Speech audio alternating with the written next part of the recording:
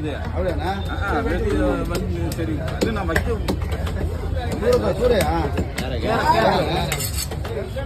போய் வரதுக்கு நீங்க என்ன சண்டை பண்ணுங்க அது நம்ம ஊர் பொம்பளை அது நம்ம ஊர் பொம்பளை பொண்ணுன்னு சொல்ல நம்ம அக்கான்னு சொல்லு நம்ம அக்கா என் அக்கா எனக்கு மேல போடுது